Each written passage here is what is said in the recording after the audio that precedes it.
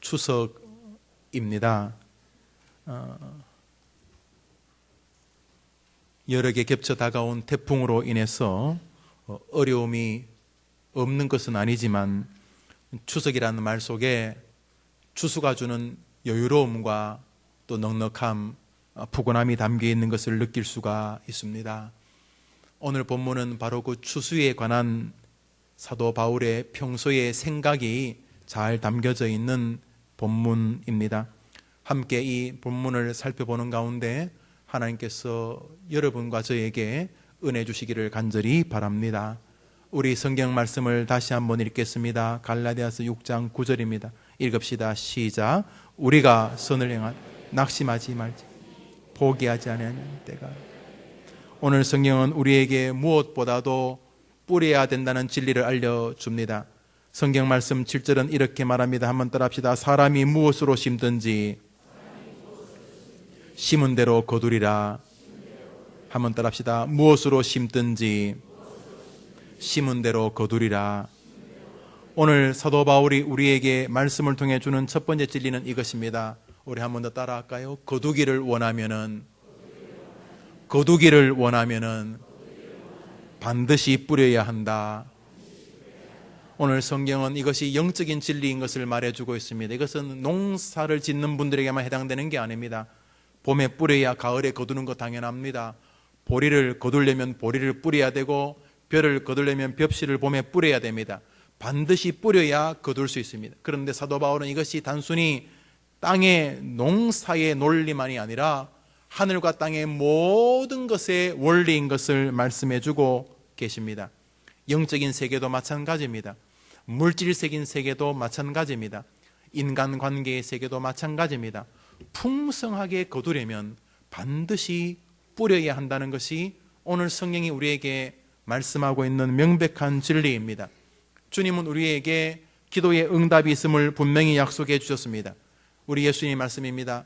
구하라 그리하면 주실 것이요 찾으라 그리하면 찾을 것이요 문을 두드리라 그리하면 너에게 열릴 것이라고 주님이 말씀하셨습니다. 너희가 믿고 구한 것은 다 받은 줄로 믿으라 주님이 말씀하셨습니다. 예수님의 말씀이십니다.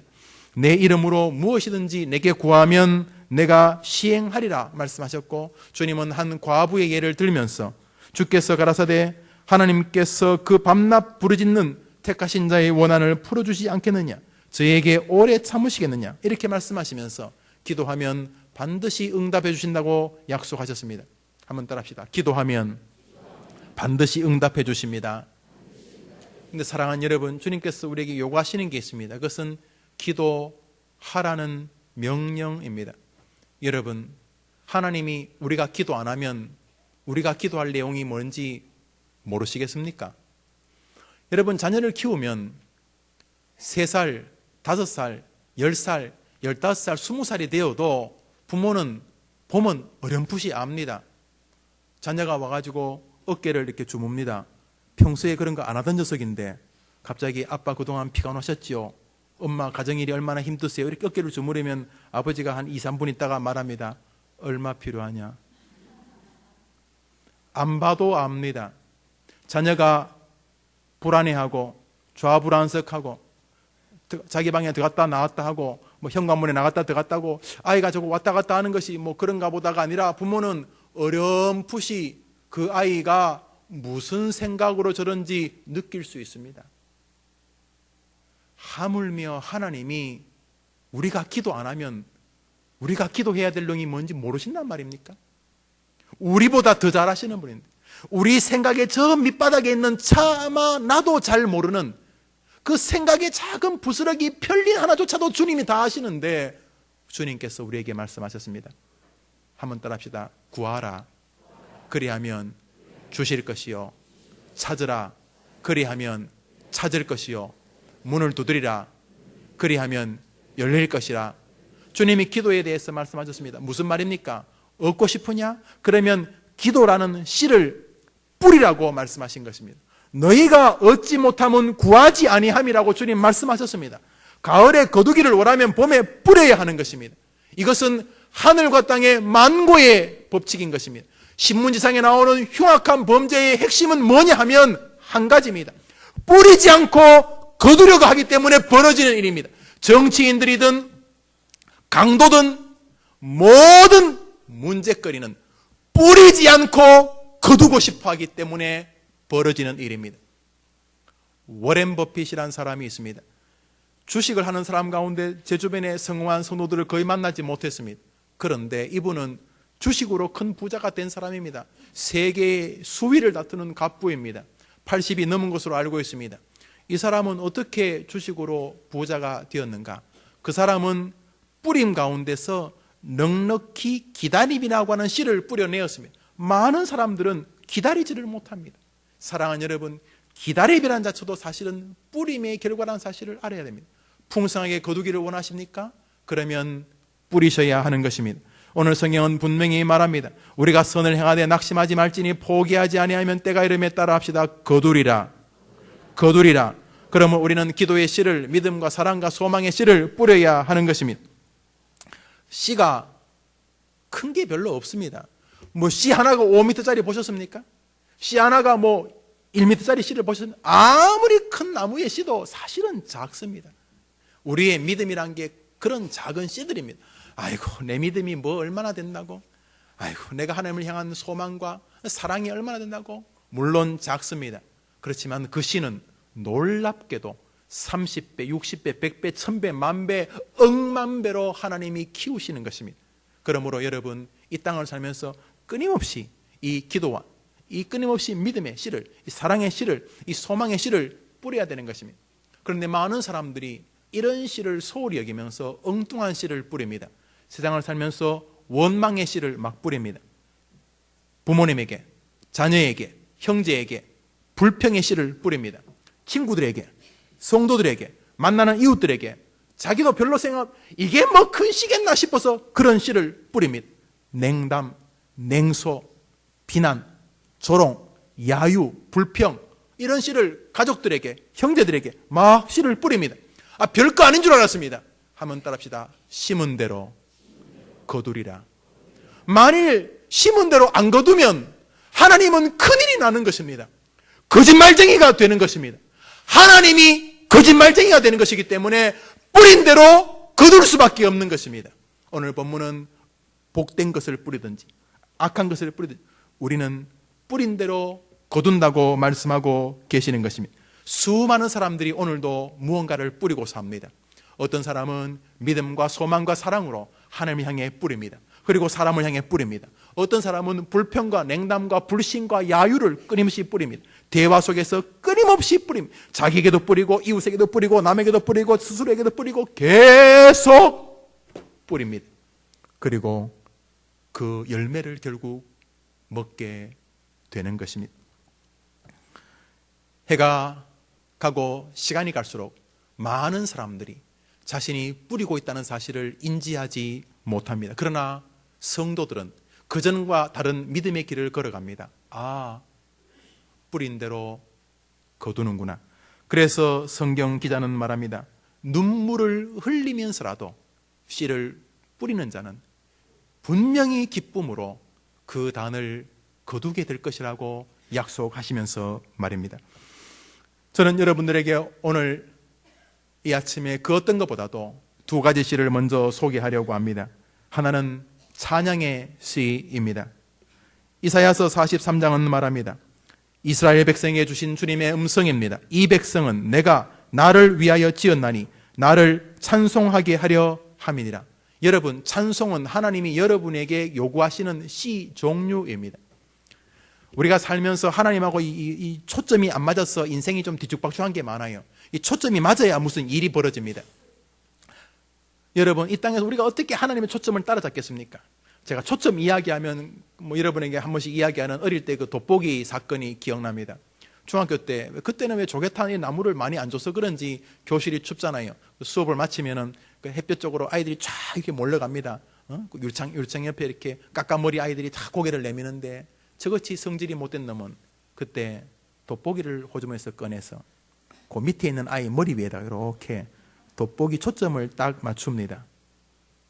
무슨 일이 벌어진 줄 아십니까? 연기가 납니다. 물론 나보다 힘이 작은 녀석이어야 되죠. 그러면 큰 싸움 벌어지니까 왜 이래? 교복 구멍 나는 건 아무것도 아닙니다. 돋보기 이만한 가지고 이렇게 남의 교복에 이렇게 맞추면 금방 불이 나면서, 불이라기보다는 뭐 연기가 나면서 구멍이 뽕 납니다. 우리 장로님도 해보셨죠? 김 장로님 고개를 끄덕거리는데 나하고 똑같이 문제가 있었던 사람인 것 같아요. 초점이 맞아야 뭐가 일어나는 것입니다. 그런데 여기 하나님이 힌트를 주셨습니다. 우리에게 팁을 하나 주셨습니다. 나는 찬송을 좋아한다. 그러므로 이 땅에서 하나님의 기뻐하시는 씨를 뿌리면 영광이 되는 것입니다. 그것이 뭡니까? 찬송인 것입니다. 그래서 독일의 철학자 쇼펜하우어는 이렇게 말했습니다. 그는 기독 철학자였죠. 하나님의 축복은 그분을 향한 찬양에서 나온다. 이렇게 말했습니다. 여러분, 이전은 지나간 것입니다. 이미 흘러간 것입니다. 이번 한 주간 다시 오늘부터 시작합니다. 주일 월화수목금토 일주일 사시는 동안 여러분이 씨를 뿌리실 것입니다. 그 전까지는 나도 모르게 별것 아닌 줄 알고 그냥 가족들에게, 자식들에게, 부모님에게, 형제에게 그냥 불평, 원망, 그냥 냉소 뭐 이런 씨를 뿌렸는데 그걸 거두면 되겠습니까? 그걸 하나님이 우리를 그렇게 냉소하시면 어떻게 감당하겠습니까? 그러므로 우리가 이 땅을 살면서 하나님 앞에 그런 것들을 다 멈추고 이번 한 주간 찬양의 씨를 뿌리는 여러분 되기를 주의 이름으로 축원합니다. 두 번째 씨는 바로 오늘 본문입니다. 오늘 우리 교회 표입니다. 우리 한번 따라합시다. 감사로 시작. 감사로 축복의 문을 여는 하나님의 자녀. 사랑하는 여러분, 성경은 감사함으로 하나님의 궁전이 열린다 그랬습니다. 우리의 집은 열쇠로 열지만 하늘나라의 보물 창고는 감사로 열리는 것입니다. 우리 집은 열쇠키로 열지만 하나님의 거룩한 축복의 문은, 하나님의 영광의 황금의 창고는, 우리를 향한 축복의 대문은 감사로 열리는 것입니다. 사랑하는 여러분, 성경은 말합니다. 항상 기뻐하라, 쉬지 말고 기도하라, 범사에 감사하라. 이는 너희를 향하신 하나님의 뜻이니라. 하나님의 뜻과 우리의 감사가 붙어 있다는 것입니다. 그러므로 이번 한 주간 동안 여러분이 감사의 씨를 뿌리게 되기를 주의 이름으로 축원합니다. 왜 얼마나 많습니까? 여러분이 지금 하나님 믿고 있는 게 얼마나 감사합니까? 여러분이 하나님 믿고 살아있다는 것은 기회가 있다는 것입니다. 기회가 있다는 것입니다. 켄터키 후라이드 치킨이라고 세계 최고의 이 치킨 체인점의 사장님은 60이 넘어서 창업한 사람입니다. 그래서 여러분, 켄터키 후라이드 치킨 요즘도 있는지 모르겠지만 앞에 가면 큰 그 할아버지 동상이 지팡이 짚고 있잖아요. 왜 할아버지인 줄 아십니까? 그 나이에 그 사람이 그걸 시작한 거예요. 그러니까 여러분, 하나님 앞에 여러분이 아직 예수 믿고 있다는 것은 희망이 있다는 걸 포기하지 마시고 하나님이 계신 것만 해도 얼마나 감사합니다. 그 하나님 여러분이 아버지라고 믿는 게 얼마나 감사합니다. 인생의 어려움을 겪을 때 하나님 믿지 않고 어려움을 겪으면 어디다 기댈 것입니까? 그러나 인생이 어려움이 다가올 때 우리가 하나님 믿고 있다는 게 이게 얼마나 큰 권리입니까? 우리가 어려울 때 붙잡고, 우리 어려울 때 하나님을 의지하면서 이 전화위복, 인생을 뒤집기를 시도할 수 있다는 게 얼마나 고마운 것입니까? 그런 면에서 이번 한 주간 냉소와 낙심이 아니라 감사의 한 주간 되기를 주의 이름으로 축원합니다. 그러면 교회 일하면서도 여러분 자꾸 감사의 씨를 뿌리셔야 돼요. 감사의 씨를. 특별히 교회 성도들 만날 때 자꾸 감사해야 돼요. 무슨 일을 잘하면 아이고 집사님 정말 대단하세요. 정말 축복합니다. 아이고 정말 감사해요. 이래야 되지. 아이고 집사님 참 좋은데. 그런데 따라합시다. 그런데 그런 말 하지 마요. 아이 참 좋기는 좋은데 이런 말 좋으면 좋은 거예요. 아이고 권사님 참 좋습니다. 이래야지. 아이고 권사님 보기는 좋은데 그런데 꼭 2절 하지 마요. 여러분들 하나님 앞에서 이번 한 주간 감사의 씨를 뿌려서 열매를 거두는 아름다운 농부들 되기를 주의 이름으로 축원합니다. 두 번째로 오늘 본문은 우리에게 이런 진리를 알려줍니다. 한번 따라합시다. 거두기 위해서는 낙심하지 않아야 합니다. 우리 9절 다시 읽습니다. 여러분, 저와 여러분이 읽는 것은 하나님의 말씀입니다. 신문 잡지가 쪼가리가 아니라 그런 어떤 알지 못한 전단지 내용이 아니라 저와 여러분이 읽는 것은 하나님의 말씀입니다. 우리 9절 읽습니다. 시작. 우리가 선을 행하되 낙심하지 말지니 포기하지 아니하면 때가 이르매 한번 따라합시다. 낙심하지 말지니 포기하지 아니하면 거두리라. 주님께서는 사도 바울을 통해서 우리가 씨를 뿌리지만 거두지 못하는 중요한 이유 중에 하나가 낙심 때문이라고 명백히 말하고 있습니다. 사랑하는 여러분, C.S. 루이스는 낙심은 우리 성도들의 마음에 마귀가 타고 다니는 배라 그랬습니다. 이게 무슨 말이냐면 이 마귀 사단은 낙심이라는 배 위에 올라서서 우리 마음을 돌아다닌다는 말입니다. 마귀는 감사나 기쁨, 소망 이런 데 올라서지 못합니다. 마귀가 우리 마음을 돌아다니려면 뭐 차를 한 대 잡아 타고 우리 마음 안을 돌아다니는데 그 마귀가 타고 다니는 차 이름이 낙심이라는 것입니다. 낙심을 가지고 우리 인생을 완전히 쑥대밭으로 만든다는 것입니다. 여러분, 출애굽 사건을 아실 것입니다. 하나님이 80년 동안 키운 사람이 모세입니다. 40년 키운 게 아니고 80년간이나 키웠으면, 보통 우리 시대에 공부를 좀 하려면 한 40까지 공부를 하거든요. 뭐 석박사라면 한 40 금방까지 공부를 한단 말이죠. 모세는 80살까지 공부시켰습니다. 그리고 80살 되었을 때 하나님께서 출애굽시킵니다. 나일강이 다 피로 변하고 피, 개구리 또는 이, 파리, 악종 이런 것들, 나중에는 마지막에 애굽의 모든 장자를 다 죽이십니다. 그래서 할 수 없이 바로가 이스라엘 사람들을 내보내줍니다. 무슨 일이 벌어지면 그 영광스러운 출애굽이 불과 며칠 만에 작살나 버렸습니다. 그 영광스러운 세계가 왜 광야 40년의 고난이 되고 그 영광스러운 출애굽으로 출발했던 사람들이 광야에서 다 비참하게 죽었냐 하면 낙심 때문이었습니다. 내용은 이렇습니다. 민수기 32장을 보시면 나오는데, 이스라엘 백성 12명의 아주 똑똑한 사람이 그 40일 동안 가나안 땅을 정탐하고 옵니다. 여호수아 갈렙은 믿음을 앞세웁니다. 갑시다, 하나님은 함께 하십니다, 이렇게 말했는데 10명이 숫자로 안 됩니다. 10대 2가 되었습니다. 손 들으니까 10대 2입니다. 모세까지 10대 3이었습니다. 10명이 말합니다. 안 된다, 우리는 못한다. 이 10명이 이스라엘 백성들 전체에 낙심의 병균을 확 퍼뜨려 버렸습니다. 낙심 때문에 인생들이 절단나 버린 것입니다. 그러므로 우리는 이 땅을 살면서 이 낙심을 우습게 대하면 안 됩니다. 그냥 뭐 낙심할 수 그냥 낙심할 수 없습니다. 한번 따라합시다. 우리는 약하나 주님은 강하십니다. 따라합시다. 우리는 제한이 많으나 우리는 한계가 분명히 있으나 하나님은 전능하신 분이십니다. 믿으십니까? 그러므로 전능하신 하나님에게 낙심이라는 것은 어울릴 수가 없는 것입니다. 여러분, 하나님이 어떤 분이십니까? 물론 우리는 한계를 갖습니다. 그런데 문제는 우리 아버지가 하나님이란 사실입니다. 그러므로 성도와 낙심은 평행선에 설 수가 없는 것입니다. 낙심은 사단의 돛담배 이름입니다. 사단이 우리 마음에 들어와서 돌아다니려면 반드시 배 한 척이 필요한데, 사단을 태우고 다니는 배 이름이 낙심이라는 C.S. 루이스의 말은 명언입니다. 낙심하면 좋은 일이 올 수가 없는 것입니다. 낙심은 신앙을 갉아먹어 불신으로 뒤바꾸어 버리기 때문입니다. 신명기 20장에 이런 말씀이 있습니다. 전쟁의 용사, 군사를 모으는 장면인데요, 이런 말씀이 있습니다. 두려워서 마음이 허약한 자가 있느냐? 그는 집으로 돌아갈지니 그의 형제들의 마음도 그의 마음과 같이 낙심될까노라. 무슨 말이냐면, 전쟁에 군인들을 모집하는데 어떻게 군인들을 모집하냐면, 다 모이면 또 개, 걸, 윤, 또나개나 다 군인들을 모이는데 돌려보내는 사람이 있습니다. 어떤 돌려보내는 사람? 두려워해서 다른 사람에게도 낙심의 병균을 퍼뜨릴 사람은 전쟁터에 두지 말고 집으로 돌려보내라. 그는 집으로 돌아갈지니 그의 형제들의 마음이 그의 마음같이 낙심될까 하노라. 그러므로 여러분, 주변에서 여러분을 낙심시켜 하는 사람들을 내쫓을 수는 없으나 굉장히 주의 깊게 다루어야 합니다. 집에 저는 이 다래끼라는 것이 진짜 병명이 학명이 뭔지 모르겠어요.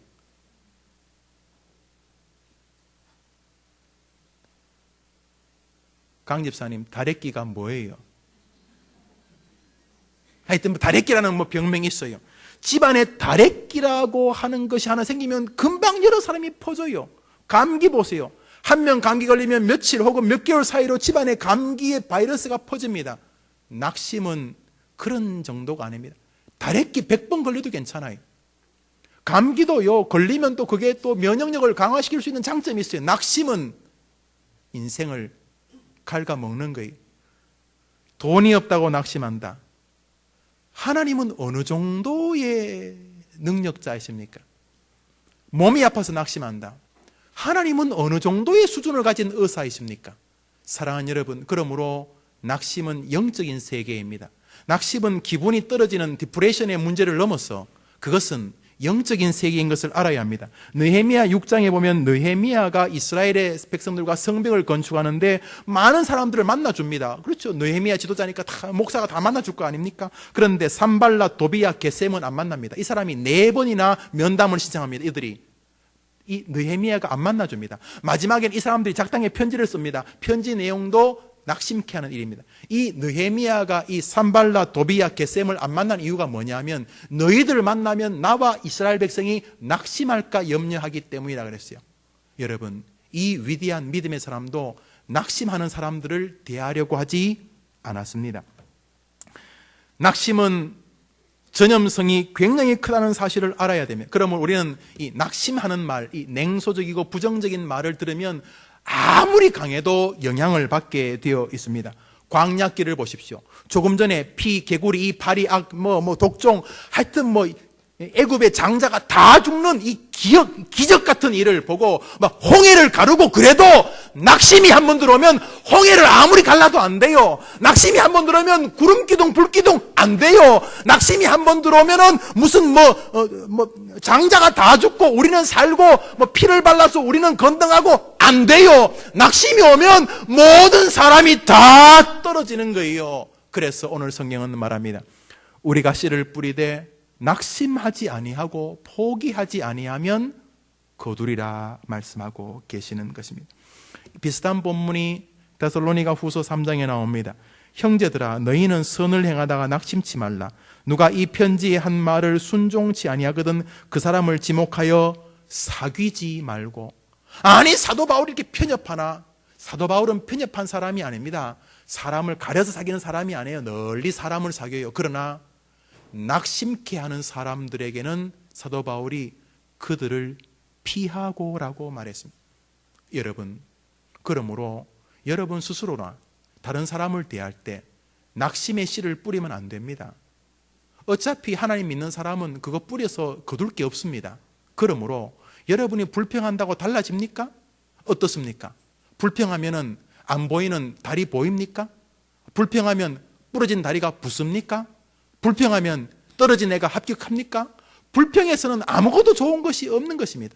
사랑하는 여러분, 성경은 말합니다. 아무것도 낙심하지 말고 아무것도 염려하지 말고 오직 모든 일에 기도와 간구로 너희 구할 것을 감사함으로 하나님께 아뢰라. 낙심보다는 기도할 수 있는 것을 감사하며 하나님께 아뢰는 씨를 뿌리는 여러분 되기를 주의 이름으로 축원합니다. 그러므로 교회 생활하면서 낙심할 만한 일이 굉장히 많아요. 열심히 봉사도 하고 남이 보는 데서 혹은 남이 안 보는 데서 봉사하는데 교회도 안 알아주고 목사님도 안 알아줘요. 수고해봐야 소용없는 것 같아요. 거기다가 하지도 않은 일 막 시기를 하고 열심히 했는 것을 생각지도 안 하고 나는 그것을 막 거의 한 달, 두 달 고민했는데 갑자기 나타나가지고 내 이야기 들은 지 1분도 안 되는데 거기서 막 내가 벌써 한 달 전에 다 정리했던 이야기를 마치 명언인 것처럼 막 떠들면서 막 자기 이야기가 맞는 것처럼 하고 거기다 주변 사람들에게 막 들쑤셔가지고 마치 자기 생각이 진리인 것처럼 말하는 일들을 많이 봅니다. 교회에서 주방에서 일하다 보면, 교사로 일하다 보면, 차량 봉사 일하다 보면, 찬양대시 일하다 보면 그런 일들이 많아요. 참 교회가 신기해요. 교회는 어떻게 말해도 다 답이 나와요. 이래도 맞는 거고 저래도 맞는 거예요. 교회 사람들이 싸우면 제일 무서워요, 여러분. 우리 주변에 싸우는 교회가 많은데요. 전부 다 하나님의 이름으로 싸워요. 무서워요. 그리고 어찌 그렇게 정당성이 높은지. 낙심은 죄라는 것입니다. 그러므로 오늘 성경은 너희들이 씨를 뿌리는데 한 가지가 필요하다. 낙심치 않고 기다리면 하나님이 복을 주신다 말했습니다. 그러므로 믿음 생활하다 보면 헐뜯는 사람도 만나고 또 별의별 사람들이 다 만나지만 기억하셔야 됩니다. 나는 낙심의 씨를 뿌리지 않을 것이다. 믿음의 주여 온전케 하시는 주님을 나는 믿음으로 바라보며 신앙의 씨를 뿌리겠노라. 그래서 사도 바울은 말합니다. 우리 주 예수 그리스도를 변함없이 사랑하는 모든 자에게 은혜가 있을지어다. 에베소 6장입니다. 한번 따라합시다. 우리 예수를 변함없이 사랑하는 자에게 은혜가 있을지어다. 낙심하지 말고 예수님 정말 좋은 분이라는 것을 의심하지 말고 변함없이 주님을 향하여 소망의 신앙을 갖게 되기를 주의 이름으로 축원합니다. 여러분 한나 자식 달라고 거의 꼭 미친 사람처럼 기도하던 술취한 여자처럼 기도하던 한나, 야복강에서 환도뼈가 부러졌지만 주님 붙잡고 복 달라고 기도하던 야곱, 너 죽었다 그랬을 때 왕자리 다 내려놓고 벽면을 바라보며 살려달라고 기도하던 히스기야, 이들의 공통점이 뭡니까? 이들은 낭망하지 않고 마지막까지 하나님 붙잡고 절규하면서 소망을 아뢰었다 하는 것입니다. 사랑하는 여러분, 무엇을 하든지 낙심치 않고 메어 달리면 그 어려운 상황도 전능하신 하나님은 뒤집어 주실 줄 믿으시기를 주의 이름으로 축원합니다. 하나님이 하면 안 됩니까? 하나님, 여러분이 못한다 하는 거 하나님 하면 되지 않습니까? 여러분은 이제 죽었다, 우리 주님은 진짜 죽은 거 살리지 않습니까? 죽은 거 살리는데 가난해진 거 부자 못 만들겠습니까? 주님 죽은 것도 살리는데 그 장애가 생긴 거 도리어 하나님이 그 위대한 인물 못 만드시겠습니까? 사랑하는 여러분, 하나님은 하실 수 있으니 그 하나님 믿는 자녀답게 낙심치 않게 되기를 주의 이름으로 축원합니다. 지난 주간에 아이들이 시험을 쳤습니다. 시험을 제가 볼 땐 잘 친 것 같지 않은데 시험을 딱 치고 나서 제게 요구하는 것은 아빠, 친구들과 영화도 보고 해야 될 일이 많으니까 2만 원씩 주세요, 이렇게 말하는 거예요. 너희들 나하고 나만이냐? 그렇지만 그녀들 내 자식이고 그 녀석들은 저를 아비로 알기 때문에 당당하게 마치 빌려놓은 것처럼 아버지, 제가 시험을 다 쳤으니까 충분히 쉬어야 안 되겠습니까? 영화도 보고 밥도 먹어야 되니까 돈을 내놓으시기를 바랍니다, 이렇게 말할 때 제가 그 아이들이 임마 나는 김용우고 너는 남이잖아, 이렇게 말하지 않고 그리고 또 출근하면서 이렇게 돈을 이렇게 주고 왔어요. 영화도 봤다던데. 여러분, 우리는 부자이신 하나님 아버지가 계십니다. 낙심은 어울리지 않는 것입니다. 너희가 씨를 뿌리고 낙심치 않고 기다린다면 하나님께서 열매를 거두리라. 낙심하며도 열매가 오면 안 된다니까요. 여러분이 낙심하면서도 열매가 오면은 하나님이 또 거짓말한 것이기 때문에 안 된다니까요. 아이고 낙심하든 안 하든, 낙심하든 안 하든이 문제가 아니라 낙심하면서도 열매가 오면은 성경이 틀린 것이니까 안 된다니까요. 그러니까 씨를 뿌리고 낙심과 싸워 이기는 여러분 되기를 주의 이름으로 축원합니다. 축원합니다. 발명왕 에디슨이 전부 다 이게 전부 다 에디슨의 영향이죠. 에디슨이 참 위대한 사람이었어요. 참 훌륭한 사람이었던 것 같아요. 본인 스스로도 그렇고 후배들이 많이 왔어요. 자동차 왕 포드도 젊은 시절에 에디슨을 만나고 힘을 얻었다는 글을 제가 읽어보았습니다. 에디슨이 쓴 말에 나오는 명언이에요. 내가 살아보니까 실패란 건 없습니다. 에디슨이 얼마나 실패했어요. 도중에 포기한 것만 있습니다, 이렇게 말했어요. 한번 더 합시다. 실패란 도중에 포기했다는 뜻입니다. 에디슨의 말이었는데 명언입니다. 여러분, 에디슨이 어떤 신앙인지 제가 알 수 없으나 우리는 하나님을 믿는 사람입니다. 우리 하나님에게는 실패란 게 없습니다. 실패가 뭡니까? 죽는 거 아닙니까? 인생의 실패가 뭡니까? 이제 그 사건이 죽는 겁니다. 그 일이 죽는 겁니다. 더 이상 그 일이 회복 불가능한 것입니다. 살리면 되는 거 아닙니까? 살리는 분이 하나님인 줄 믿으시면 아멘 하시기를 바랍니다. 그러므로 사랑하는 여러분, 오늘 성경에 좋은 날 보기를 원하면 낙심의 문제를 다루어 내어야 하는 것입니다. 습관적으로 낙심하는 사람들이 있습니다. 이유도 별로 중요한 것도 아닌데 이렇게 삶의 기조를 보면 낙심이 인생의 기조입니다. 아닙니다. 좋은 날 안 옵니다. 만일 좋은 날 오면은 아니요, 안 옵니다. 올 수가 없습니다. 왜냐하면 성경 때문인 것입니다. 너희가 씨를 뿌리고 낙심치 아니하면 열매를 거둘 것이라고 주님이 말씀하셨기 때문입니다. 세 번째 진리는 이것입니다. 한번 따라합시다. 거둘 때에 하나님의 때를 기다려야 합니다. 우리 이제 9절 한 번만 더 읽습니다. 우리 읽읍시다. 여러분 이제 3번, 4번 읽었으니까 외울만 할 줄 압니다. 갈라디아서 6장 9절입니다. 이 계시의 말씀 읽을 때 하나님이 우리에게 은혜 주시기를 바랍니다. 9절 읽읍시다. 시작. 우리가 선을 행하되 낙심하지 말지니 포기하지 아니하면 때가 이름에 거두리라. 한번 더 합시다. 때가 이름에 거두리라.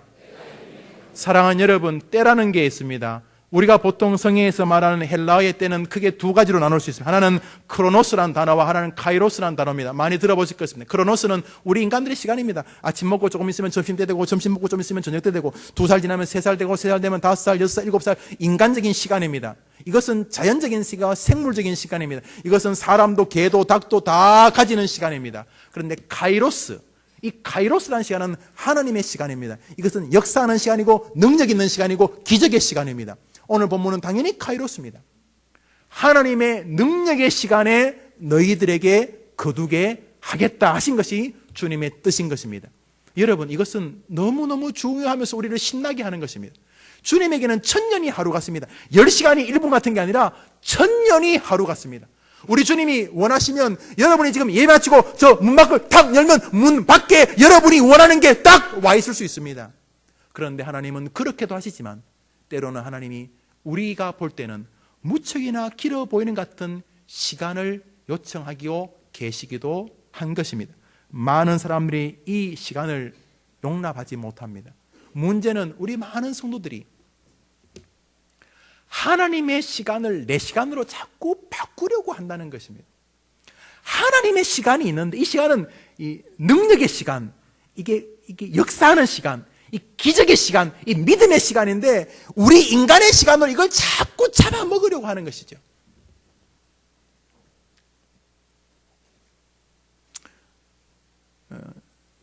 주식에 대해서 상담하는 분이 근래 여러분 계셔서 그저 이야기를 하는 것입니다.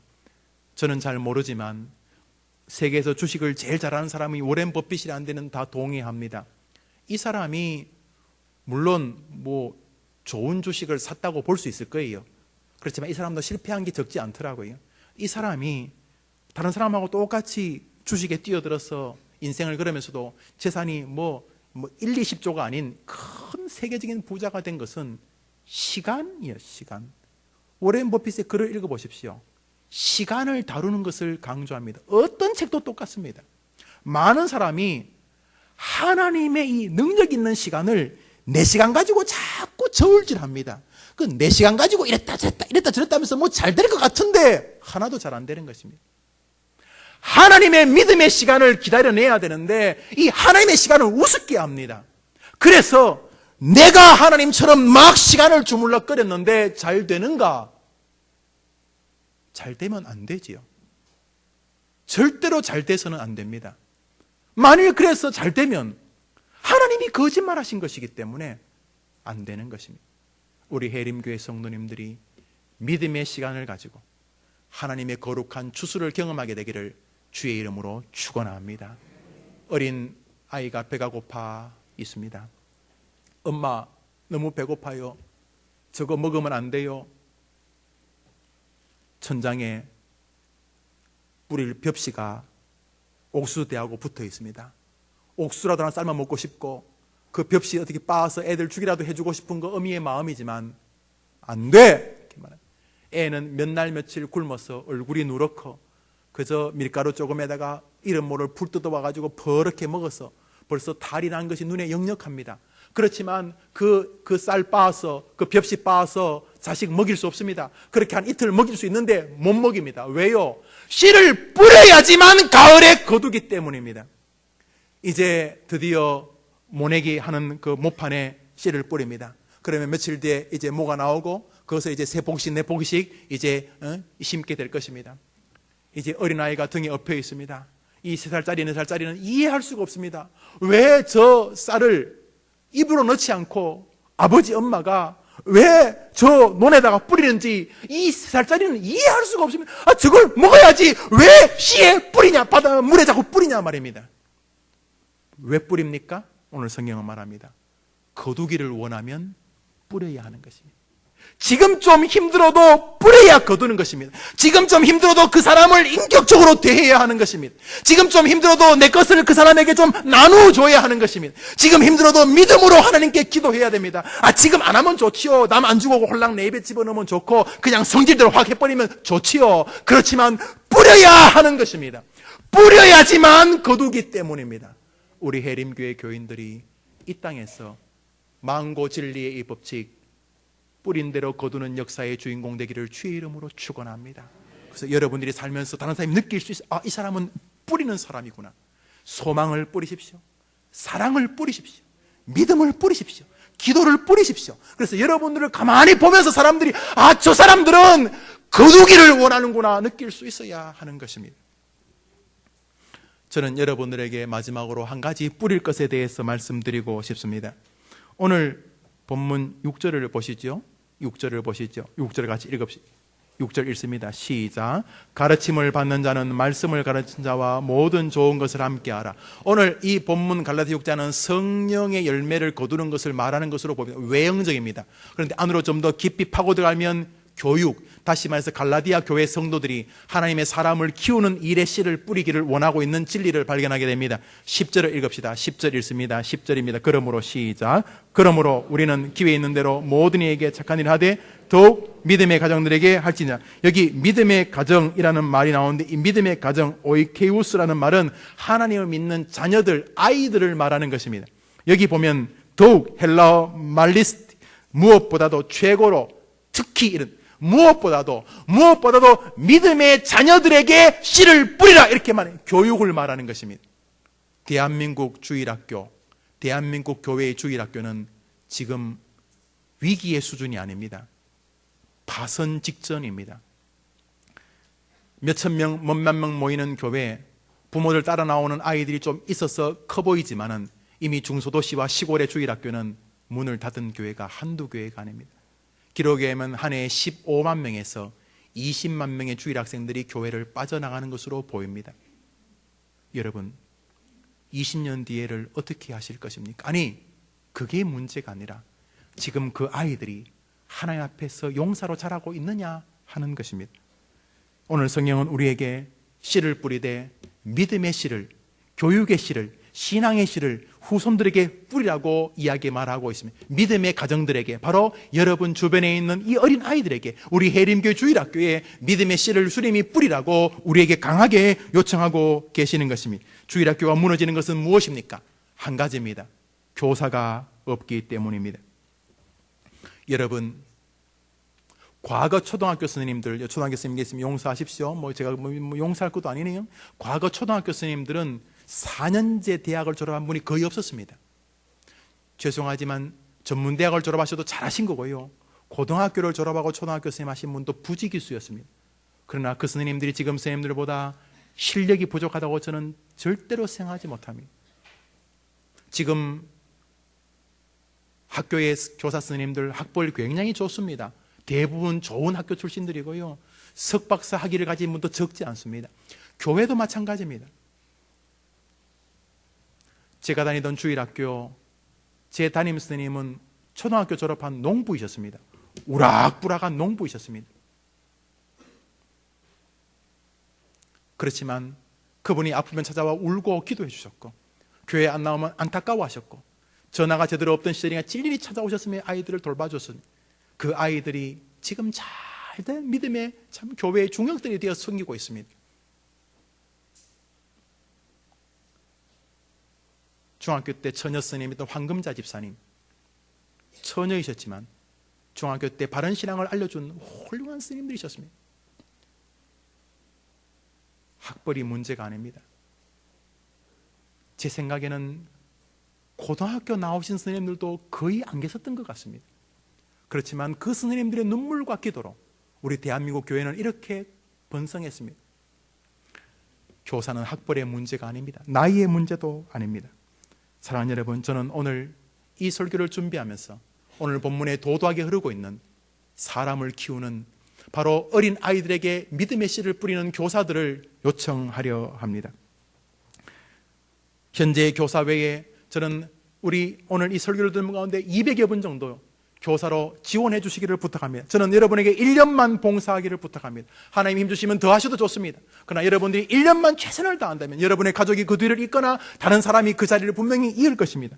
1년 동안 저는 여러분들이 저와 함께 기도하고 아이들을 위해 눈물 흘리고 아이들을 돌보면서 하나님께서 원하신 대로 믿음의 씨를 뿌리기를 원합니다. 하나님께서 반드시 여러분에게 풍성한 거둠을 허락해 주시길 저는 확신합니다. 사랑하는 여러분, 많은 사람들이 교사 생활을 과거의 이야기로 생각합니다. 지금 저는 여러분들이 결심하기를 바랍니다. 성경 말씀 호세아서 10장은 말합니다. 너희가 자기를 위하여 너희 묵은 땅을 기경하라. 사랑하는 여러분, 주님께서 묵은 땅을 기경하라고 말씀하십니다. 아이고, 내가 이제 이 나이가 돼서 어떻게 주일학교 묵은 땅을 그냥 두라고 말하지 않고 묵은 땅을 다시 기경하라고 말합니다. 아이고, 나이가 내가 벌써 60인데 70인데 내가 주일학교 교사하겠나? 바로 그때입니다. 여러분, 60, 70이 어떤 면에서 20대, 30대, 40대, 50대보다 훨씬 더 탁월하게 교사할 수 있는 기회일 수 있습니다. 여러분, 1년 동안만 한번 영아부, 우리 유치부, 우리 아동부, 초등부, 중등부, 고등부, 우리 아이들에게 한번 교사의 길을 걸어가 보시기를 바랍니다. 하나님께서 원하십니다. 씨를 뿌리면 내가 열매를 거두게 하겠다. 그동안 교사 생활하면서 씨를 뿌리신 분들 절대로 여러분의 수고가 헛되지 않습니다. 하나님께서 말씀하셨습니다. 씨를 뿌리고 낙심치 않으면 때가 이름에 반드시 거둘 것이라고 말씀하셨습니다. 사랑하는 여러분, 우리 교회 주일학교 교사가 많이 필요합니다. 현재 교사들뿐만 아니라 저는 200여 명의 교사들이 더 지원하기를 바랍니다. 오늘 저는 교회 주보에 교사 지원서를 다 내어드렸습니다. 여러분, 세례 교인이시면 충분합니다. 아유, 목사님 제가 부족했어요. 옛날에는요, 중학교 졸업하는 애가 중학교 졸업하자마자 반사가 되었습니다. 중학교 졸업했으니까 아이하고 나이 차이가 작으면 1살, 많아도 2~3살밖에 안 되었습니다. 그 2~3살밖에 안 된 애가 주일학교 반을 키우면서 눈물로 아이들을 키워서 언니, 누나 혹은 형, 오빠 하면서 아이들을 키워내었습니다. 시골에 다 그렇지 않았습니까? 그 아이들이 위대한 목사가 되고 장로가 되고 위대한 일꾼들이 다 되었습니다. 그러므로 부족하면 제가 도와드리겠습니다. 저와 함께 주일학교를 섬기지 않겠습니까? 저도 아침 7시 반에 주일학교에 나옵니다. 새벽기도 5시에 마치고 집에 들어가서 다시 헐레벌떡 나와서 7시 반에 아이들과 학생들과 같이 기도합니다. 목사가 반을 섬기고 싶지만은 2부, 3부, 4부 설교를 해야 되니까 주일학교 영아부, 유치부에 아동부에 가지는 못하지만 몸부림을 칩니다. 사랑하는 성도님들, 세례를 받으셨다면 주일학교 교사에 거룩하게 한번 지원해 보시기를 바랍니다. 2013년도 저는 여러분에게 1년만 요청합니다. 하나님이 더 힘주시면 더 하셔도 좋고 아니면 좀 쉬셔도 괜찮습니다. 대신에 내년 1년 동안은 저와 함께 한번 과거를 기억하면서 한번 노력해 보시기를 바랍니다. 아이고 목사님 저는 나이가 들었어요. 그러면 묵은 땅이시구만요. 그러면 성경이 말합니다. 지금 묵은 땅을 기경하십시오. 사랑하는 여러분, 하나님께서 여러분에게 소원 마음을 주셨어. 그래 목사님이 저렇게 말씀하시니까 비록 내 나이가 이렇게 되었지만 한번 아이들을 1년 동안 한번 돌봐볼까? 하나님이 힘주시면 할 수 있을까? 이렇게 한번 신청하신다면 여러분, 어떤 면에서 여러분은 우리 대한민국 교회 가운데 최고의 주일학교 교사가 되실 수도 있으실 것입니다. 여기 가운데 저는 분명히 상상도 못하는 교사분들이 계실 것이라고 믿습니다. 저는 분명히 확신합니다. 자기 반 아이가 100명이 육박하는 교사도 나오고, 아니 숫자뿐만 아니라 그 아이 하나가 그 교사의 눈물과 사랑과 애틋함을 다른 데서 보지 못했던 그 믿음의 모습을 보면서 그 할아버지 집사님, 그 할아버지 장로님, 할아버지 권사, 할머니 권사님, 그 청년, 그 모습 속에서 분명히 선한 은혜를 받을 줄 압니다. 1년 동안 믿음으로 씨를 뿌린다면 하나님께서 분명히 하늘과 땅에 기름진 것으로 거두게 해주실 줄 믿습니다. 사랑하는 여러분, 오늘 성경은 우리에게 요청하고 있습니다. 낙심하지 말고 어린 아이라는 마음의 밭에 한번 씨를 뿌려보지 않겠냐? 내가 거두게 해주마 말씀하고 계십니다. 대한민국 주일학교 한탄만 하고 있을 때가 아닙니다. 사랑하는 여러분, 교사들이 요청되어집니다. 11월 4일부터 교사대학을 하는데 여러분 신청하시기를 바랍니다. 용기를 내어보시기를 바랍니다. 자격 세례 교인이라면 저는 여러분을 도울 것입니다. 연세 아무 상관이 없습니다.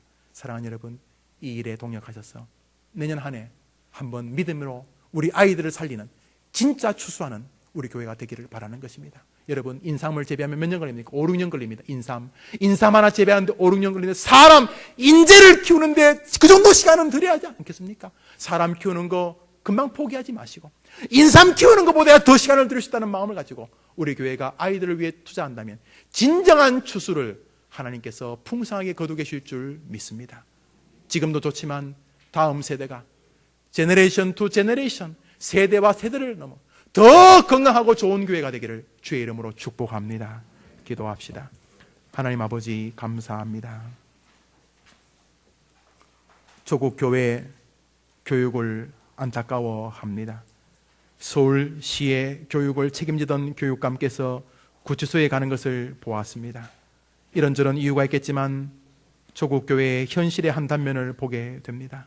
주님, 교회 교육이 바로 살면 이 조국도 살아날 줄 믿사오니 우리 해림교회가 우리 조국 교회 교육의 한 모퉁이를 감당하게 하여 주시옵소서. 주여, 우리 해림교회 신실한 교사들이 많이 지원하셔서 1년 동안 온 힘을 다하여서 기도로, 눈물로, 말씀으로, 사랑으로, 헌신으로 1년을 보내는 동안 하나님께서 땅과 하늘의 것으로 기름진 것으로 부어주신 것을 경험하게 하여 주시옵소서. 예수님 이름으로 기도합니다. 아멘. 우리 다 같이 일어나서 주기도송 찬송하십니다.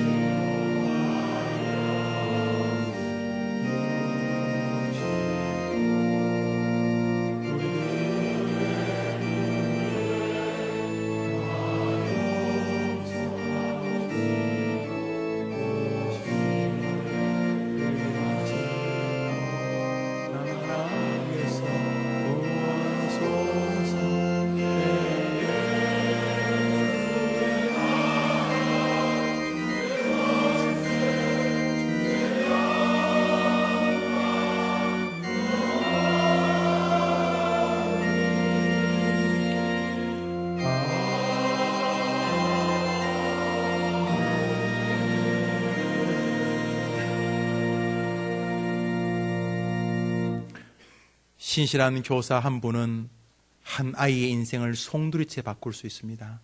아유, 내가 부족한데 하나님이 힘주실 것입니다. 교사로 많이 신청하셔서 동력하시게 되기를 바라며 선한 용기를 하나님이 주셔서 여러분의 가정과 여러분에게 축복의 기회가 되기를 바랍니다. 기도합시다.